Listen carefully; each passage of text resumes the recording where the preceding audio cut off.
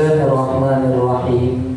Alhamdulillahi rabbil alamin, hamdal hamidin, hamdal mustaghfirin, hamdan yuwafi ni'amahu wa yukafi'u mazidah. Ya Rabbana lakal hamdu wa lakas syukru kama yanbaghi li jalali wajhikal karimi wa 'azimi sultanik.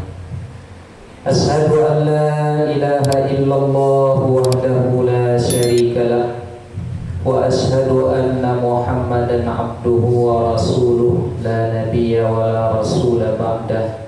Allahumma salli ala sayyidina Muhammadin wa ala alihi wa sahbihi ajma'in. Allahumma inna asbahna fi ni'matin wa afiyatin wa sitrin, fa'atimma alaina ni'mataka wa afiyataka wa sitraka fid dunya wal akhirah. Allahumma amin. Alim ulama, cerdik pandai, tokoh masyarakat, orang tua kami, ayahanda, ibunda, besar tak disebut gelar, kecil tak dihimbau nama, umumnya hadirin hadirat, tamu-tamu Allah, sidang jamaah fardu subuh yang dimuliakan oleh Allah Ta'ala. Bersyukur kita kepada Allah dengan mengucap Alhamdulillahi Rabbil Alamin. Pada pagi yang penuh berkah ini, Allah masih memberikan kepada kita kekuatan melangkahkan kaki, mengayunkan tangan dalam rangka salat subuh berjamaah yang kita lanjutkan dengan zikir dan doa, dan kita lanjutkan pula dengan bermajelis ilmu dengan niat-niat tikaf.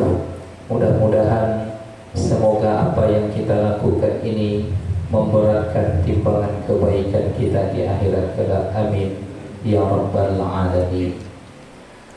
Kita harumkan majelis kita ini dengan bersalawat dan berkirim salam kepada Nabi kita Muhammad sallallahu alaihi wasallam. Allahumma salli ala sayyidina Muhammadin wa ala ali sayyidina Muhammad. Assalamu alayka ya Rasulullah. Bapak Ibu hadirin hadirat yang dimuliakan oleh Allah Ta'ala, sebelum kita lanjutkan kajian kita, mari terlebih dahulu kembali kita bersalawat, berdoa, bertawassul dengan sama-sama membaca salawat badar dan salawat nariyah. Salatullah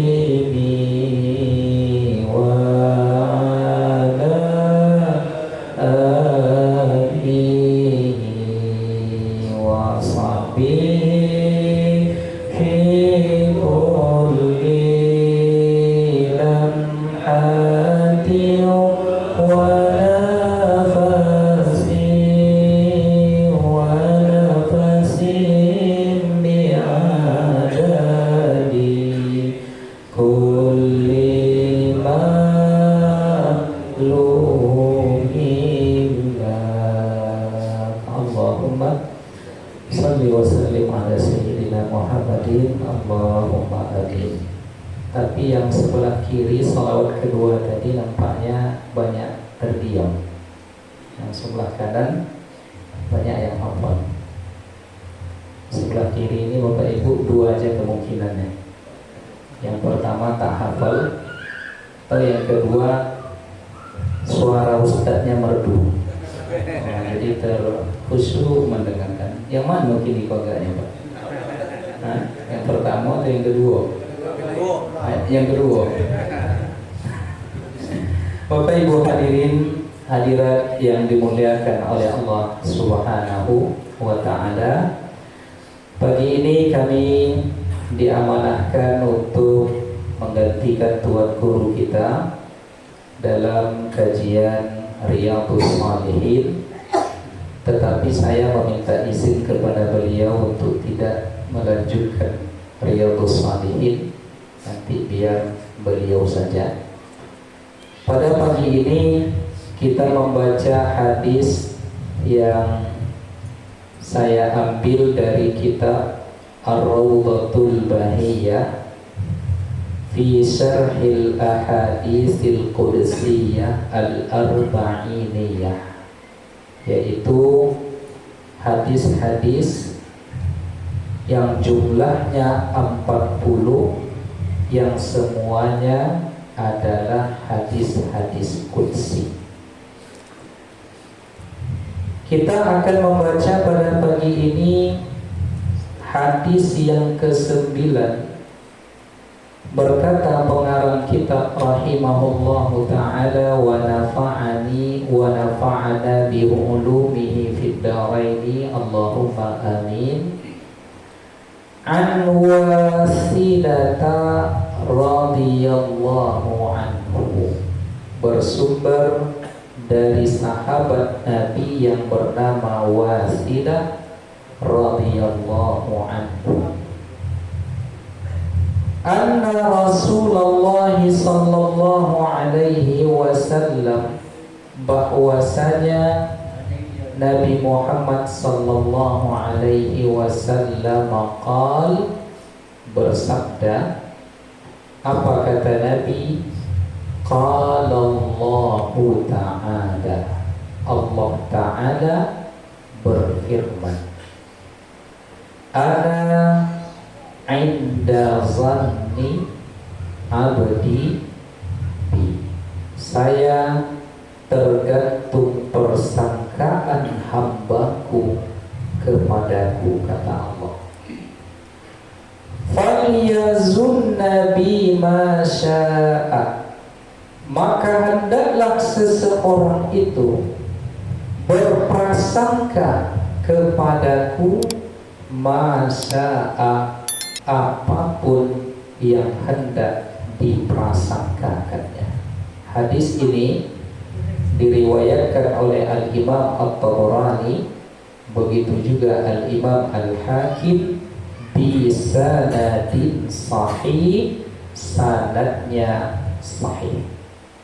Artinya Bapak Ibu sekalian yang dimuliakan oleh Allah, menurut Imam Tabarani, menurut Imam Al-Hakim, begitu juga Al-Imam As-Suyuti di dalam kitabnya Al-Jami'us Shaghir mengatakan hadis ini adalah hadis sahih.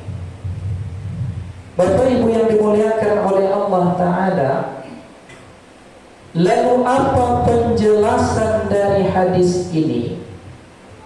Wa amma fi qawlihi ta'ala, adapun firman Allah di dalam hadis qudsi yang disampaikan oleh Nabi ini, ketika Allah mengatakan ana inda zanni abdi bi, saya ini tergantung persangkaan hambaku kepadaku, maka pengarang kitab mengatakan qala al-Baydawi, Imam Al-Baydawi rahimahullahu ta'ala menjelaskan makna dari hadis ini, yasihhu, sah, boleh, ijra'uz zanni ala zahirihi, memaknai kata zon di sini secara zahir. Artinya apa? Fa inni u'amiluhu ala hasabi zannihi, saya akan berlaku atau akan memperlakukannya, kata Allah, tergantung persangkaan yang ia bina terhadapku. Wa af'alu bihi, dan saya akan memperbuat, kata Allah, maknanya ma yatawaqqa'uhu minni, segala sesuatu yang dia buat di dalam hatinya, yang dia persangkakan bahwa itu akan terjadi. Jadi makna dari hadis ini, pengarang kitab menukil pendapat Al-Imam Al-Baydawi, maknanya di sini boleh dimaknakan secara zahir, bahwasanya seperti apa kita berprasangka kepada Allah, maka seperti itulah kembalinya kepada kita. Nah, jadi maknanya adalah makna zahir. Kemudian pengarang kitab juga pada hal ini mengutip pendapat Al-Imam Al-Alqami, wal muradu, makna dari hadis ini adalah al-hasu ala taglibir raja' ala al-khawf. Pada hadis ini maknanya adalah kita mesti, kata Imam Al-Alqami, taglibir raja', memenangkan aspek harapan ketimbang rasa takut. Nah, itu makna dari hadis ini. Jadi kan Bapak Ibu, kita hidup ini, manakala kita bangun malam tadi salat tahajud, lalu kita beristighfar kepada Allah, kita memohon segala apa yang hendak kita minta kepada Allah. Wabil ashari hum yastaghfirun, pada waktu sahur itu mereka beristighfar kepada Allah. Lalu setelah itu kita melangkahkan kaki ke masjid, ke musalla, rahimallahul masya'ina fi zalami, Allah merahmati orang yang melangkah berjalan dalam keadaan masih gelap. Artinya pada saat waktu salat subuh dan juga salat isya. Lalu kita salat 2 rakaat, salat sunnah fajar, lalu kita salat subuh berjamaah. Bayangkan Bapak Ibu yang dimuliakan oleh Allah, rak'atul fajri khairun minad dunya wa ma fiha, 2 rakaat sebelum salat subuh itu lebih baik daripada dunia dan segala isinya. Bayangkan Bapak Ibu, 2 rakaat sunnah sebelum salat subuh itu lebih baik dari dunia dan segala isinya. Apalagi salat subuh itu sendiri. Dari masuk tanya Pak, 2 rakaat sebelum subuh yang dia adalah salat sunnah lebih baik daripada dunia dan segala isinya ini, apatah lagi salat subuh berjamaah. Maka saran saya kepada yang bujang-bujang yang belum menikah, fokuslah 2 rakaat sebelum subuh ini, kemudian salat subuh berjamaah. Maka nanti ketika melamar anak mertua bisa dijadikan alasan 2 rakaat sebelum subuh saja saya jaga Pak, apalagi anak Bapak. Sebelah kanan ini saya tengok wajah-wajah yang belum menikah aja dengan Pak. Belum lagi kan? Kan betul. Abang dah? Ya, abang dari wajah dan nampak. Yang pegang pena? Belum. Yang belakang? Belakang siapa?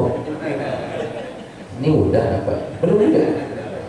Ya, jadi memang wajah orang yang belum menikah ini Bapak Ibu memang agak menderita saya dengar.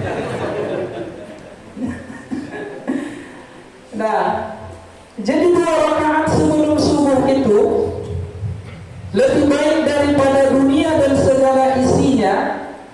Lalu orang yang melaksanakan salat subuh berjamaah itu, kata Nabi, fi zimmatillah, dia berada di dalam pengawasan dan tanggung jawab Allah Subhanahu wa ta'ala.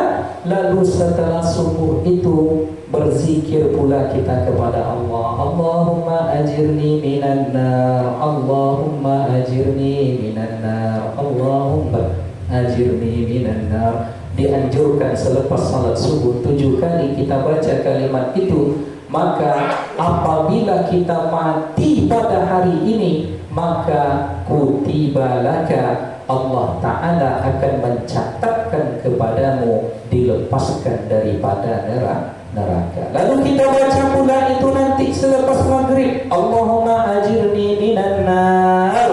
Maka apabila kita mati pada malam itu, maka dengan izin Allah mati kita husnul khatimah, dilepaskan dari ancaman api neraka. Nah, karena banyak sekarang Bapak Ibu tidur dia malam itu, ternyata tidur malam itu adalah tidur terakhirnya di dunia, langsung meninggal. Ada kemarin kalau tak salah artis, ya, pas tidur malam tak bangun lagi, ya. Setelah dicek oleh suaminya, oleh anaknya, tak bangun-bangun jam 12 malam itu, lalu dibawa ke rumah sakit. Sampai di sana, ya, ternyata inna lillahi wa inna ilaihi raji'un. Siapa kemarin artisnya itu? Hah? Tahu pula abang rupanya, ya. Nah, jadi ada yang meninggal ketika tidur malam. Apabila kita membaca Allahumma ajirni minan nar, Allahumma ajirni minan nar, dilindungi oleh Allah dari azab api neraka. Lalu kita membaca tahlil, la ilaha illallah wahdahu la syarika lah, lahul mulku wa lahul hamdu yuhyi wa yumiit wa huwa ala kulli syai'in qadir. Maka kata Nabi, siapa yang membaca kalimat itu selepas salat subuh, maka Allah Ta'ala akan menjaganya min kulli su'in wa makruh. Allah akan jaga dia dari segala kemungkinan keburukan dan hal-hal yang tidak menyenangkan apabila terjadi. Lalu Bapak Ibu, pertanyaannya adalah, ketika kita salat subuh 2 rakaat berjamaah, lalu sebelumnya kita melaksanakan salat sunnah fajar, lalu kita berzikir kepada Allah, lalu kita berdoa meminta kepada Allah, lalu kita melaksanakan majelis ilmu, setelah itu kita bersilaturahim. Ma min muslimaini yaltaqiyani, tidaklah 2 orang muslim dia bertemu, mayatasafahan, lalu mereka berdua bersalam-salaman, illa wa ghafarallahu dzunubahuma, kecuali Allah akan mengampunkan dosa-dosanya, malam yatafarraqa, selama tangan itu belum berpisah. Maka Bapak Ibu, apa yang terjadi dengan kalbu kita ketika kita memulai hari dengan begitu? Apa yang terjadi? Muncul harapan, muncul harapan, muncul keyakinan, muncul prasangka baik. Ya Allah, jangan-jangan dengan zikirku itulah nanti engkau ampunkan. Jangan-jangan dengan hadirnya majelis ilmuku itulah engkau nanti mengangkat derajatku. Jangan-jangan dengan sujudku pada pagi itu dalam keadaan berjamaah, engkau memberikan kebaikan dunia dan akhirat kepadaku. Maka muncul rasa harap yang tinggi kepada Allah Subhanahu wa ta'ala. Tetapi ketika kita bermaksiat Bapak Ibu, ya, setelah ini misalnya singgah di suatu tempat, lalu bergunjing di situ, kemudian pergi ke tempat kerja, ya, tengok kanan kiri nampak sesuatu yang tak boleh dipandang, nampak cewek cantik misalnya, ditengok berdosa, tak ditengok barang, ya, macam mana tuh, tengok juga rupanya. Maka ketika kita melakukan dosa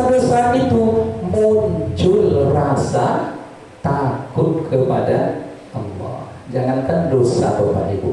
Ibu-ibu misalnya terbiasa salat duha, ya. Pernah suatu ketika di sehari itu kita tak salat duha, padahal itu sudah menjadi kebiasaan dan rutinitas. Apa perasaan di dalam hati? Rasa ada yang kurang. Iya nggak Bu? Bu, memang kalau belum sarapan ini kurang semangat menjawab bapaknya. Bu, iya kan? Latihan biasa awak salat sunat duha. Ketika tinggal dalam sehari itu ada yang kurang, ya. Itu kebaikan. Apalagi dosa, setelah berdosa itu muncul rasa takut, khawatir kepada Allah. Jangan-jangan nanti mati dalam keadaan bermaksiat. Maka biasanya seorang muslim ini akan sejalan dua hal ini di dalam kalbunya. Yang pertama raja, harapan akan kebesaran rahmat Allah. Lalu yang kedua yang akan mengisi hatinya adalah kekhawatiran, takut kepada Allah. Jadi makna dari hadis ini kata Al-Imam, siapa tadi namanya? Yang disebutkan oleh Al-Alqami, bahwasanya makna dari hadis ini kita menangkan rasa apa dia tadi? Rajanya ketimbang rasa takutnya. Jadi kita menangkan itu, ya. Maka oleh karenanya di sini pengarang kitab mengatakan taglibur raja 'alal khauf, dimenangkan rasa harap itu daripada rasa kekhawatiran dan ketakutan. Lalu yang dibangun di situ adalah husnuzanni billah, berbaik sangka kepada Allah. Walidha, oleh karena itu, lamma husiba syahsun, ketika seseorang dihisab, wa umira bihi ilan nar, lalu dia diperintahkan, diputuskan bahwa dia mesti ditempatkan ke dalam neraka. Iltafata, lalu dia menoleh ke arah belakang. Fa'amara ta'ala bihi faja'a, lalu Allah memerintahkan kepada para malaikat untuk mengkonfirmasi apa sebab hamba Allah yang sudah ditetapkan baginya neraka itu tiba-tiba sebelum dicampakkan ke neraka dia menoleh ke belakang. Nah, sama jawab Bapak Ibu, misalnya akan dihukum mati. Jadi sebelum sampai di tiang gantungan itu tiba-tiba menengok ke belakang, ya. Atau sebelum dicampakkan, dimasukkan ke dalam penjara, tiba-tiba menengok ke belakang. Lalu Allah perintahkan para malaikat, apa gerangan orang ini menoleh ke belakang. Lalu berkatalah malaikat kepada dia, mal tafatu, apa yang menyebabkan engkau menoleh ke belakang? Kata malaikat, lalu berkatalah hamba Allah ini nanti, ya Rabb, wahai Tuhanku, inni fa'altu tilka dzunubah, saya melakukan dosa itu ya Allah, li zanni ghufranaka li, karena ada di dalam hatiku persangkaan bahwa engkau juga akan tetap mengampunkanku. Nah, jadi sebelum masuk ke dalam neraka, tiba-tiba dia menoleh ke belakang. Allah Maha Tahu, tapi Allah memerintahkan malaikat, apa gerangan yang menyebabkan orang ini menoleh ke belakang sebelum dicampakkan ke dalam neraka? Rupanya jawabannya adalah, ya Allah, ketika dulu aku berdosa, masih ada harapan, persangkaanku engkau nanti akan merahmati. Masih ada rasa percaya nanti engkau akan mengampuni. Nah, Lalu apa jawaban Allah Subhanahu wa taala? Faqala ta'ala, Allah taala berfirman, kadzaba 'abdi, hambaku ini dia bohong. Hambaku ini berdusta. Apa maknanya Bapak Ibu? Manu puluh adu sedang maksiat itu ingat Allah taala. Ada enggak? Sedang mabuk minum tua ingat Allah. Ada enggak? Pak, kok tak dijawab? Karena tak pernah minum tua. Nah, ya tentu tak dijawab kan?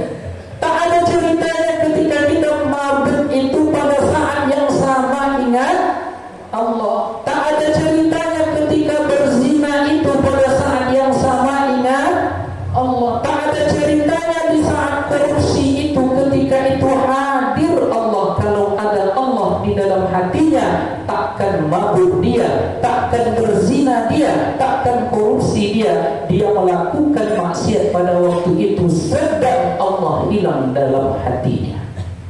Jadi tak ada cerita loh. Tapi kecil orang itu tadi apa? Saya dulu ya Allah bermaksiat kepadamu, dosa itu aku lakukan dalam rangka pada waktu itu aku masih yakin berprasangka baik engkau akan mengampuni. Rupanya alasan dia itu kata Allah dusta. Tetapi apa yang terjadi Bapak Ibu yang dimuliakan oleh Allah, bal fa'alaha wa huwa ghafilun anni. Dia membuat dosa itu pada saat itu pasti dia sedang dalam keadaan lalai. Nah, walakin tetapi kata Allah, haitsu qulta zalika ghafartu lak, tetapi karena engkau sudah mengatakan itu sekarang, maka aku berikan ampunan kepadamu. Coba tengok Bapak Ibu, lah seketek lagi masukkan rokok ya. Dengan takdir Allah masih ada perbincangan pada waktu itu. Dia melakukan dosa itu karena masih ada rasa harapan, persangkaan Allah akan memberikan ampunan, yang sejatinya kalimat itu tidak tepat kata Allah, karena pada saat dia bermaksiat itu hilang Allah dalam hatinya. Tetapi karena dia mengatakan demikian, ya sudah aku berikan ampunan kata Allah Subhanahu wa ta'ala. Jadi Bapak Ibu yang dimuliakan oleh Allah, ternyata harapan itu harus diperbesar. Jangankan kita Bapak Ibu, ada dulu seorang gubernur di masa pemerintahan Daulah Bani Umayyah, namanya adalah Al-Hajjaj bin Yusuf As-Saqafi. Al-Hajjaj ini diangkat menjadi gubernur, dan ternyata dia adalah seorang yang hafiz Quran. Dia adalah orang yang cinta ilmu. Dia adalah orang yang amat sangat baik, ibadahnya luar biasa. Tetapi pada saat yang sama, Al-Hajjaj bin Yusuf As-Saqafi ini adalah zalim luar biasa. Jadi kalau ada orang yang mengkritik pemerintah pada waktu itu, langsung ditangkapnya, langsung dipancungnya. Kalau ada ulama yang tidak sejalan dengan pemerintah, langsung diculiknya, langsung dipancung dan dibunuhnya dengan alasan tidak taat kepada pemerintah. Maka dalam kisah itu diceritakan bahwa dia ini dalam kebaikannya yang tidak bertepi terdapat gelombang dosa yang amat sangat luar biasa, sehingga para ahli sejarah itu bingung menempatkan dia ini di mana. Entah orang baik, entah orang zalim. Saking zalimnya Bapak Ibu, dia pernah menganiaya seorang ulama dari kalangan tabi'in yang bernama Sa'id bin Jubair. Sa'id bin Jubair ini adalah murid daripada Ibnu Abbas.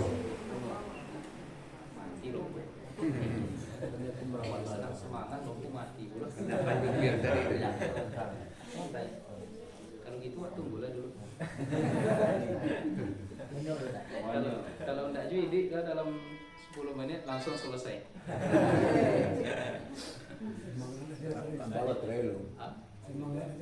Oh semangat toh. Kalau saya tuh gulai kambing sudah. Kita tunggu atau lanjut? Lanjut. Lalu sampai di mana tadi? Sa'id bin Jubair. Oh bukan.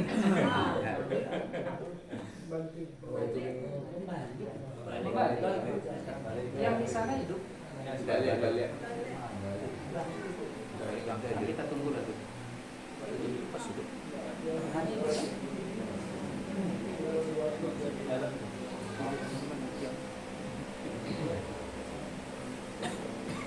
Iya.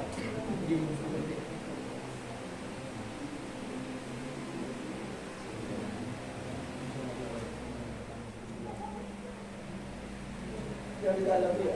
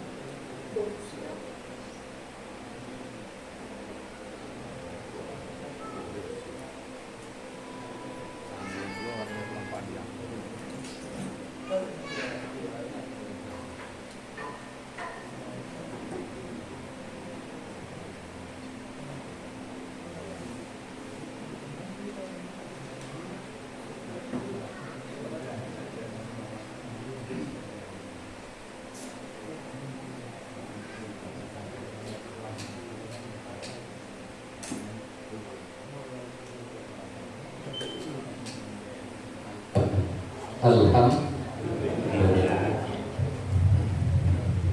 Baik, Bapak Ibu yang dimuliakan oleh Allah. Jadi ada seorang gubernur yang bingung ahli sejarah menulis tentang dia ini. Kenapa? Karena di samping kebaikannya yang banyak, terdapat pula kezaliman yang luar biasa. Saking zalimnya Bapak Ibu, dia ini membunuh ulama yang bernama Sa'id bin Jubair. Pembunuhannya itu dilakukan secara mutilasi. Mutilasi itu dicincangnya. Bayangkan, ulama dicincangnya, dipotong hidup tangan kaki sampai meninggal. Subhanallah.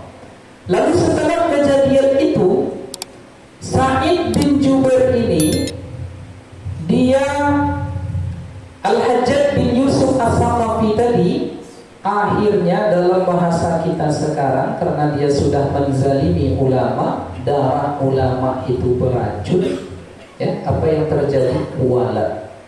Jadi setiap membuka mata nampak Sa'id bin Jubair itu. Setiap akan tidur tak bisa tidur, datang wajah Sa'id bin Jubair. Berhari-hari seperti itu Bapak Ibu, ya, di dalam keadaan terjaga tak tenang, dalam keadaan tidur juga tidak nyaman. Kenapa? Karena selalu dihantui oleh wajah Sa'id bin Jubair, sehingga dia jatuh sakit yang penyakitnya pada waktu itu tidak ditemukan obatnya. Lalu rupanya, namun sebelum kita lanjutkan kisah ini pelajaran bagi kita, hati-hati berkomentar terhadap ulama. Ya. Ini sekarang banyak nih kejadian di mana ada beberapa jamaah yang mengomentari ustadznya dengan komentar yang melecehkan, menuduh dan lain sebagainya. Ini terjadi nih Bapak Ibu. Ya. Nah, ini saya khawatir nanti jangan-jangan sakit hati ustadz tuh ulama wali Allah, terjadi kualat nanti. Masa dibilangnya ustadznya itu, ada di WA-nya saya waktu itu dibilangnya sudah termasuk dalam perangkap setan katanya. Kemana-mana itu diceritakan. Padahal ini hanya persoalan dia, yes, hanya gara-gara mendukung tak mendukung, tak sejalan dengan pilihan kita, dibilang pula orang lain masuk perangkap setan. Kebohongan namanya itu. Kebohongan, Pak. Ya? Saya aja waktu itu ketemu tak pula mau dia. Tapi kemana-mana cerita melecehkan, menghinakan dan lain sebagainya. Alhamdulillah, ini pelajaran bagi kita. Daging ulama beracun, hati-hati. Ya. Dulu pernah ada seseorang yang melecehkan Imam An-Nawawi. Rupanya di akhir hayatnya mati dalam keadaan wajah yang menghitam. Kata para ulama di zamannya, ini gara-gara melecehkan Imam Nawawi, pengarang kitab Riyadhus Shalihin. Nah, balik kita ke cerita kita tadi, Bapak Ibu yang dimuliakan oleh Allah. Lalu siapa tadi? Al-Hajjaj bin Yusuf Al-Thaqafi. Lalu pada saat itu, dalam keadaan sakit, dalam keadaan dihantui, tak bisa tidur, lalu tiba-tiba dia berdiri salat 2 rakaat, lalu terisak-isak dia bermohon kepada Allah, "Ya Rabb, wahai Tuhanku, aku masih yakin ada ruang ampunanmu untukku, sekalipun seluruh manusia mengatakan aku tidak layak untuk diampun." Nah, mau ditunya Bapak Ibu zalimnya, masih ada jo harapan inyo akan ampunan Allah Ta'ala. Jadi ada jamaah dulu datang menangis, "Ustaz, saya hampir 5 tahun tidak salat, meninggalkan salat wajib." "Kenapa Pak?" "Ya karena dulu saya bekerja sebagai," kalau bahasa kampung kaminya, stokar motor. Apa tuh bahasa Indonesia? Kernet. Nah, pokoknya itulah. Ya. Nah, jadi kalau bahasa kerennya asisten pilot. Jadi co-pilot. Jadi ada pilot, ada co-pilot. Nah, jadi asisten supir ya pada waktu itu. Jadi karena sibuk ya 5 tahun itu jadi asisten supir ya, supir cadangan ya katanya. Jadi pada waktu itu tinggal salat. Tetapi Ustaz, saya sudah mengqadahnya.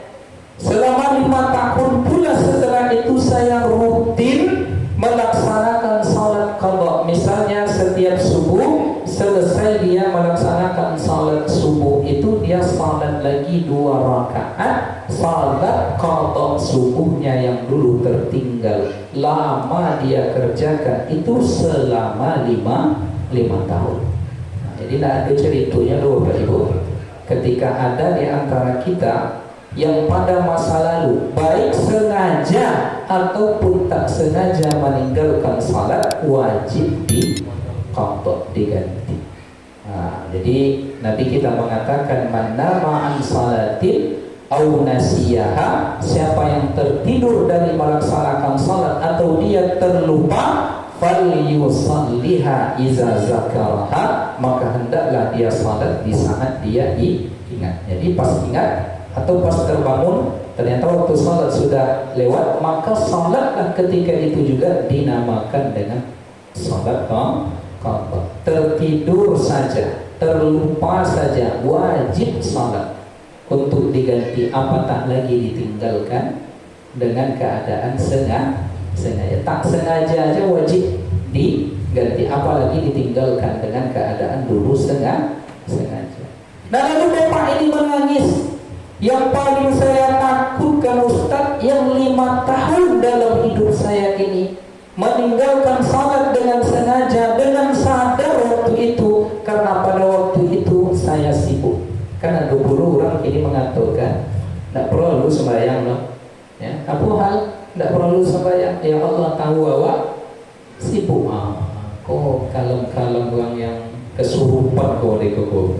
Nah, lalu kita katakan kepadanya, "Pak, ya, rasa penyesalan itulah yang jangan-jangan menyebabkan Bapak nanti diampuni oleh Allah, karena masih ada rasa takut kepada Allah dan masih ada harapan Allah memberikan ampunan dan kasih sayangnya." Maka Al-Hajjaj bin Yusuf As-Saqafi waktu itu mengatakan sekali lagi, ya Allah, katanya, saya masih ada keyakinan Engkau akan mengampunkanku sekalipun seluruh manusia di muka bumi ini menyatakan bahwa Engkau tidak akan mengampuni dosaku.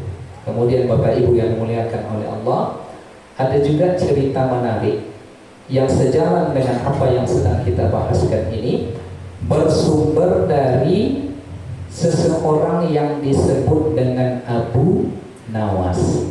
Kalau kita menyebutnya Abu Nawas, tapi kalau yang benar sebenarnya Abu Nuwas. Nah, konon katanya syair Ilahi Las itu adalah karya dari Abu Nawas, maka disebut dia dengan syair Abu Nawas. Ilahi lastu lil firdausi a'la wala aqwa 'alan naril jahim.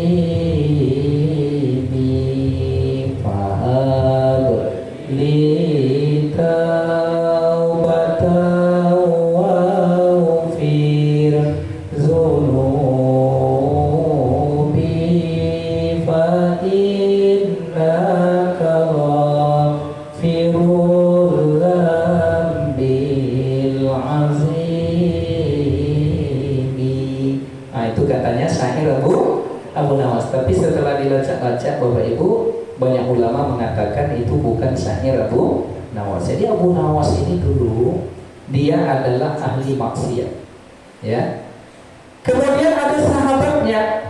Sahabatnya ini saking ahli maksiatnya Abu Nawas, ditegurnya, diluruskannya, Abu Nawas pula tak mau. Akhirnya sahabat karibnya tadi akhirnya menjadi renggang hubungannya. Padahal mereka sahabat karib. Tapi karena Abu Nawas ini tidak mau mendengar cakap dari kawannya tadi, terjadilah hubungan yang renggang di antara mereka. Suatu ketika, kata sahabatnya ini jika tidak silap namanya Ahmad bin Hani, ya, atau siapa? Dia dapat kabar Abu Nawas ini meninggal. Dapat dia cerita kawannya meninggal. Datanglah dia ke rumahnya, kemudian setelah itu dia bertakziah. Lalu malam harinya Bapak Ibu yang dimuliakan oleh Allah, bermimpilah sahabatnya ini berjumpa dengan Abu Nawas. Lalu dipanggilnya, wahai Abu Nawas. Apa jawaban Abu Nawas? Atau kita sebut Abu Nawas tadi, jangan panggil lagi namaku Abu Nawas. Abu Nawas, saya tidak mau dipanggil dengan nama Abu Nawas karena Abu Nawas ini terkenal dulunya adalah ahli maksiat. Saya tak mau lagi dipanggil dengan nama itu. Ya sudah. Mafa'alullahu bik. Apa yang engkau jumpai setelah kematian? Lalu apa jawaban dari Abu Nawas tadi? Allah mengampunkan aku, meninggikan derajatku. Apa sebab? Kata sahabatnya, kok bisa padahal engkau pemabuk ahli maksiat. Kata Abu Nawas, karena sebelum meninggal itu, di masa-masa akhir saya sakit itu, muncul rasa bahwa Allah Ta'ala dengan keagungan rahmatnya akan mengampuniku. Lalu aku tulis syair meminta ampun kepada Allah.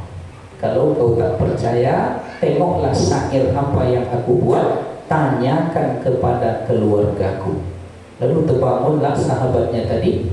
Lalu pagi harinya datang dia ke rumah Abu Nawas. Lalu dia bertanya, adakah Abu Nawas sebelum wafatnya menulis sesuatu? Lalu kata istrinya, kata anak-anaknya, kata keluarganya, dia menulis sesuatu kami tidak tahu. Tetapi memang beberapa hari sebelum meninggal itu dia minta kertas, minta pena. Lalu dicarilah ke kamar Abu Nuwas tadi, ditengok kiri kanan atas bawah tak jumpa, rupanya kertas tadi terletak di bawah bantal. Ya, ditengok. Ya, apa kalimat? Saya tidak hafal semua kalimat, tetapi penggalan awal dari kalimat yang ditulis oleh Abu Nuwas tadi, Rabbi in azumat zunubi kasratan. Ya Allah, sekalipun dosaku penuh, banyak dan besar sekali, tetapi saya yakin dosa-dosaku ini kecil dalam ampunanmu ya Allah. Panjang kalimatnya dibuatnya, di antara maknanya begini: jikalau orang-orang yang berbuat baik, ahli-ahli taat itu Engkau berikan rahmat-Mu, Engkau kasihani mereka, jika rahmat-Mu hanya untuk mereka saja ya Allah, lalu orang-orang seperti aku ini ke siapa lagi akan mengadu? Mantap kalimatnya itu Pak. Ya, kalau dosaku banyak, aku yakin banyaknya dosa ini menjadi kecil di pandangan ampunan-Mu. Kalau ternyata hanya rahmat-Mu itu untuk orang-orang ahli taat saja ya Allah, lalu orang-orang seperti aku ini ke siapa mengadu? Masuk itu kalimatnya. Lalu karena kalimatnya itu pula lah, ternyata dia meninggal, dan ternyata di dalam mimpi sahabatnya menengok bahwasanya dia diampuni oleh Allah, ditinggikan derajatnya. Kenapa? Balik lagi ke kaji kita tadi, bahwasanya dia membesarkan harapan yang baik kepada Allah. Karena biasanya kalau kita punya harapan yang baik, punya persangkaan yang baik, maka insya Allah persangkaan itulah yang terjadi. Tak usah dulu kita jauh-jauh bercerita, turun hujan misalnya, lebat hujan itu, lalu kita mandi hujan. Lalu kalau kita menganggap hujan, oh nanti mandi hujan kok, setelah ku bersin-bersin, setelah tu demam, apa yang terjadi? Demam sudah tuh. Ya, tapi ketika hujan ini turun, kita nikmati hujan ini. Aku nak apa? Hujan kau nikmat, kau rahmat dari Allah. Wajib mati mandi hujan bersama. Setelah itu, boleh makan mie obui kan? Kan enak itu, tak terjadi apa-apa istilahnya tuh. Sugesti. Kalau kita mengsugestikan yang baik, maka insya Allah yang baik yang akan terjadi. Tapi kalau sugestinya buruk, yang buruk itu pula lah yang akan terjadi. Maka yang alun-alun menikah, kau sugestilah diri dengan baik. Mudah-mudahan kita doakan yang bujang-bujang ini dapat, yang di ujung situ lah nikah. Halo ya tuh. Kalau apa? Halo. Halo. Lalu buahnya berkadang. Bapak Ibu, mudah-mudahan yang bujang-bujang kau nanti dapat istri yang salehah, hafal Al-Quran 30 juz, cantik, ya, kulitnya putih, tinggi semampai, akhlaknya baik, anak orang kaya. Kalau bisa anak orang kaya, anak tunggal. Waktu menikah dia nanti dengan yang belum menikah ini, ayah ibunya udah sakit-sakitan. Tidak lama sudah tuh.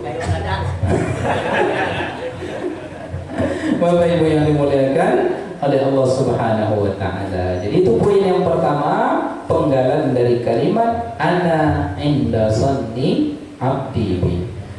Falyazunna bi ma syaa, hendaklah dia berprasangka apapun kepadaku, fa'ala qaulil Baydawi, sebagaimana perkataan atau pendapat Imam Baydawi menjelaskan hadis ini, jazaituhu ala hasabi zanni, aku akan memberikan balasan sesuai dengan prasangkanya. Kalau baik, yang terjadi adalah kebaikan, jika buruk, yang terjadi adalah keburukan. Wa ala qaulil Alqami, lalu jika kita memakai pendapat Imam Alqami dari hadis ini, falyazunna bima syaa, maka hendaklah kalian berprasangka apapun kepadaku, prasangka itu itu yang dibangun adalah prasangka baik wal maghfirah dan keyakinan akan ampunan dari Allah, falahu dzalika, maka akan berlaku yang demikian kepadanya. Maka ada di dalam hadis lain yang diriwayatkan oleh Imam Ahmad, begitu juga Imam At-Tirmizi, Al-Imam Hakim, yang bersumber dari Abu Hurairah, Nabi kita sallallahu alaihi wasallam mengatakan, inna husnaz zanni billah min husni ibadatillah. Sesungguhnya berbaik sangka kepada Allah merupakan ibadah terbaik kepada Allah. Jadi yakin sajalah dengan yang baik-baik. Maka sebagai penutup kalimat ini, dulu Bapak Ibu yang dimuliakan oleh Allah, saya bercita-cita hendak belajar melanjutkan pendidikan ke Al-Azhar Mesir. Saya utarakan itu ke ayah saya. Lalu ayah saya menjawab waktu itu, kondisi keuangan kita sedang agak bermasalah. Nah, kemudian pada saat itu nampak sama beliau, mungkin wajah saya agak jatuh bersedih. Nah, lalu diajak sama ayah saya makan, ya, kami berbincang-bincang. Lalu apa kata beliau? Nah, tapi yakinlah, insya Allah ada jalan, ya. Apapun jalannya kita tempuh, tak kayu jonjang di tahu bapak rukun, tak kayu jonjang di kopi. Ya dah ya. Kok yakin ayah saya? Apa jawabannya? Nah, orang-orang yang bermaksiat kepada Allah saja dijamin oleh Allah rezekinya, apalagi wahai yang akan sekolah belajar agama. Muncul prasangka baik kepada Allah. Orang-orang bermaksiat aja Pak, ya, berjudi, berzina, minum khamar, hidup malamnya di klub malam, dijamin oleh Allah rezekinya, apalagi yang wajah-wajah ahli surga. Maka belum menikah pun jangan risau, ya, jangan risau, insya Allah ada kebaikan dari Allah, cuma waktunya Allah yang maha bijaksana menentukannya. Itulah kalimatnya yang sampai hari ini terbenam, tak hilang dari hati saya. Orang yang bermaksiat kepada Allah saja dijamin rezekinya, apatah lagi wah anak katanya yang akan berangkat sekolah penuntut ilmu agama. Nah, tetapi betul kalimat beliau itu Bapak Ibu. Akhirnya apa? Akhirnya ikut tes saya, ya. Setelah ikut tes tadi muncullah, ya, tes beasiswa. Setelah tes tadi tak berapa lama muncullah pengumuman. Saya tengok pengumuman itu, ya, dah adu nama saya Pak, ya. Lalu terduduklah saya di sekolah tuh waktu itu, ya, di MAPK Padang Panjang. Bang Zibok mungkin tahu. Terduduk teman-teman saya situ, ya. Datang kawan saya, Zul, kamu itu katanya. Apa? Tengok balik katanya. Aduh, nama dia tu, ya, menangis saya Pak. Tengok balik elok-elok katanya. Dipotongnya tangan saya, tengoknya, dibawanya saya ke pengumuman yang ditempel di sekolah waktu itu. Nah, aduh, tengok di hati katanya. Oh iya, nomor 1 rupanya Pak, nasional. Ya, se-Indonesia tahun 2006 itu yang lulus tes ke Mesir itu terpampang nama Zul Ikromi yang tertinggi nilainya se-Indonesia. Paham Bapak Ibu tuh? Aku sengaja mau cerita tuh. Ya, Bapak Ibu tahu dah kaling-kaling. Itu terjadi Pak, dapat beasiswa, ya. Nilai saya tuh hampir sempurna waktu itu, 97 atau 98, ya, hampir 100. Itu saya tak menyangka. Saya telepon orang tua, alhamdulillah lulus beasiswa, ya. Itulah kan katanya, ya. Tiba-tiba ayah saya waktu itu pulang, saya peluk dia, langsung dia setelah mencium kening saya sujud syukur kepada Allah Ta'ala.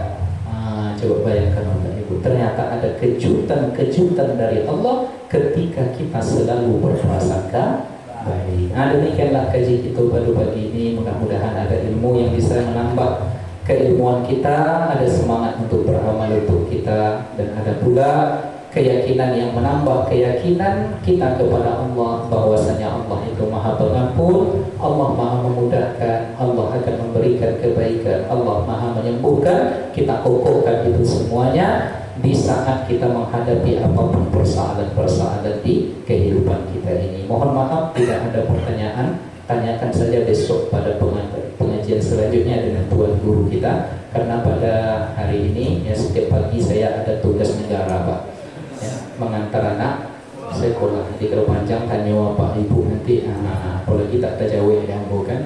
Ampun lah yang ibu tadi lulus beasiswa, itu kan malu. Jadi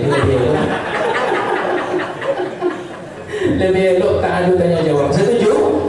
Demikian Bapak Ibu, kita tutup dengan salawat kepada Nabi kita Muhammad sallallahu alaihi wasallam. Sallallahu rabbuna ala nuril mubin Ahmad Mustafa Sayyidil Mursalin wa ala alihi wa sahbihi ajma'in wa ala alihi wa sahbihi ajma'in. Allahumma salli ala sayyidina Muhammad wa asli li zalimin bizalimin wa akhrijna min bainihim salimin wa ala alihi wa sahbihi ajma'in. Sallallahu rabbuna ala nuril mubin Ahmad Mustafa Sayyidil Mursalin wa ala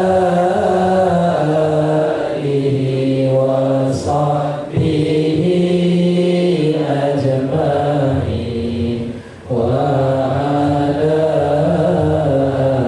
alihi wa sahbihi ajma'in. Wabillahi taufiq wal hidayah. Mohon maaf lahir dan batin. Wassalamualaikum warahmatullahi